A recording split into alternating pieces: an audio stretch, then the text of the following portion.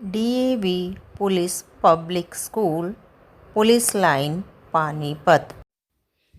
सुप्रभात प्यारे बच्चों। हिंदी पाठशाला में आप सभी का हार्दिक स्वागत है। आज हम कक्षा 11वीं की पाठ्य पुस्तक वितान भाग 1 भारतीय गायिकाओं में बेजोड़ लता मंगेशकर पाठ का अध्ययन करेंगे, जिसके रचयिता कुमार गंधर्व जी हैं। बच्चों, पाठ पढ़ने से पूर्व हम लेखक कुमार गंधर्व जी के जीवन के बारे में जानेंगे। कुमार गंधर्व शास्त्रीय संगीत के प्रसिद्ध गायक हैं। उनका जन्म सन 1924 में कर्नाटक के बेलगांव जिले के सुलेभावी गांव में हुआ। 10 वर्ष की आयु में ही उन्होंने गाना आरंभ कर दिया था। इनके संगीत में मालवा की लोक धुनों तथा हिंदुस्तानी शास्त्रीय संगीत का सुंदर सामंजस्य देखा जा सकता है। उन्होंने कबीर के पदों को शास्त्रीय संगीत के आधार पर बड़ी मधुरता से गाया है। ये ही नहीं, कुमार गंधर्व के लोक जीवन के लुप्तप्राय पदों का संग्रह किया है और उनको शास्त्रीय संगीत के आधार पर सुरों में बांधा। आज कुमार गंधर्व की अंतर्राष्ट्रीय पहचान बन चुकी है। इन्हें कालिदास सम्मान तथा पद्म विभूषण उपाधि से अलंकृत किया गया है। सन 1992 में इनका देहांत हो गया। इस पाठ में लेखक ने लता मंगेशकर जी के गायन की विशेषताओं के साथ साथ शास्त्रीय संगीत और चित्रपट संगीत के संदर्भ में अपना मत प्रकट किया है। उनका मानना है कि जहाँ एक ओर चित्रपट संगीत में रंजकता होती है, वहीं दूसरी ओर शास्त्रीय संगीत में नीरसता और गंभीरता, लेकिन अंतर होते हुए भी दोनों का उद्देश्य श्रोता को आनंद देना ही है। लेखक बताते हैं, वर्षों पहले की बात है। लेखक बीमार थे। उस बीमारी में एक दिन उन्होंने सहज ही रेडियो लगाया और अचानक एक अद्भुत स्वर उनके कानों में पड़ा। लेखक को स्वर विशेष लगा और स्वर उनके अंतर्मन को छू गया। लेखक बड़ी तन्मयता से गाना सुनते रहे और गाना खत्म होने की प्रतीक्षा करते रहे। अंत में गायिका का नाम घोषित हुआ, लता मंगेशकर। लेखक नाम सुनकर हैरान हो गए। सुप्रसिद्ध गायक दीनानाथ मंगेशकर की अजब गायकी एक दूसरा स्वरूप लिए उन्हीं की बेटी की कोमल आवाज़ में उन्होंने अनुभव किया। शायद यह गाना बरसात फिल्म में पहले गाना था।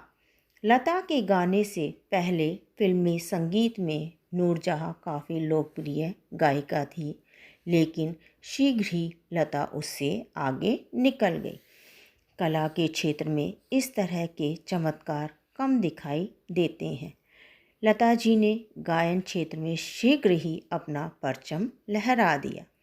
लेखक का मानना है कि भारतीय गायिका में लता के मुकाबले की कोई गायिका नहीं है।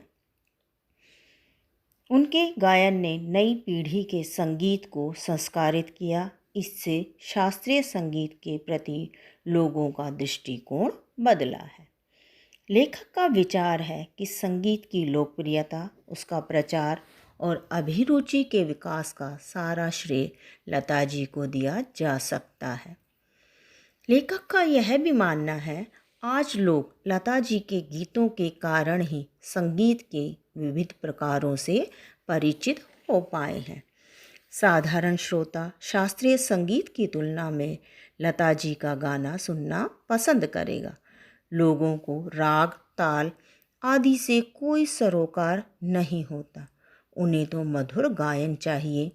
लता जी के गीतों में यह अवश्य मिलता है। बच्चों, लेखक ने बताया कि लता जी के गायन की विशेषता गान पान है। लता जी की लोकप्रियता का मुख्य मर्म उनका गान पान है। बच्चों, गान पान क्या है, यह जानने की जिज्ञासा आपके मन में होगी। गान पान से आशय है गायन का ऐसा अंदाज जो एक साधारण व्यक्ति जिसको संगीत की समझ ना हो उसको भी भाव विभोर कर दे। उनके गीतों में निर्मलता है।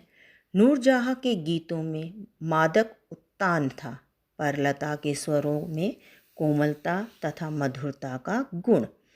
जो दृष्टिकोण लता जी का जीवन के प्रति है वही उनके गायन में भी झलकता है। फिर भी संगीत दिग्दर्शक उसकी निर्मलता का सही प्रयोग नहीं कर पाए। लेखक ने लता जी के गायन की एक और विशेषता बताई है, वो है नादमय उच्चार, जिसका अर्थ है गीत में शब्दों के मध्य जो अंतर होता है उसे स्वर आलाप से भर देना। नादमय उच्चार में लय और चपलता मुख्य होती है। लोगों का मानना है कि लता जी के गाने करुण रस से अधिक प्रभावित होते हैं और उन्हें वही अच्छे लगते हैं। परंतु लेखक का अपना विचार है कि लता के मुग्ध श्रृंगार की अभिव्यक्ति करने वाले गीत अधिक श्रेष्ठ हैं।